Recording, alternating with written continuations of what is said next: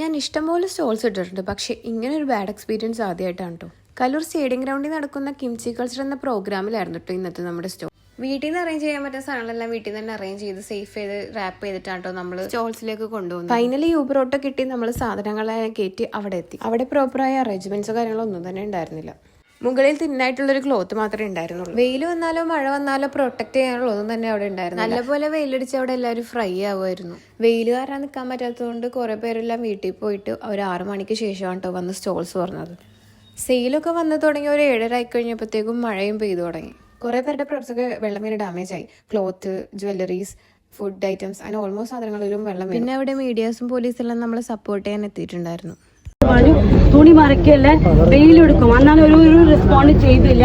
ഈ particular event inaugurate ചെയ്തത് മേയറാണ് ഇവിടുത്തെ ക്രിയേറ്റ് ചെയ്തേക്കുന്ന ഗ്രൂപ്പിലേക്ക്, കിംചി ഗ്രൂപ്പിലേക്ക് ഈച്ച് വെണ്ടർ അവർക്ക് നഷ്ടം വന്നേക്കുന്ന പ്രസന്റ് സ്റ്റാറ്റസ് ഫോട്ടോ, അതിന്റെ ഇൻവെസ്റ്റ്മെന്റ് ഇട്ട് കഴിഞ്ഞാൽ ഞങ്ങൾക്ക് എന്ത് ഷൂരിറ്റിയാണ് കിട്ടാൻ പോകുന്നത്? ഈ പറയുന്നതെല്ലാം എൻറ്റയർലി മീഡിയ ഷൂട്ട് ചെയ്യുകയാണ്. Entirely media. ഞാനിത് നിങ്ങളെ സ്റ്റോളിലിട്ട് ആദ്യമായിട്ടാണ് കേട്ടോ ഇങ്ങനൊരു ബാഡ് എക്സ്പീരിയൻസ് ഫേസ് ചെയ്യേണ്ടി വരുന്നത്.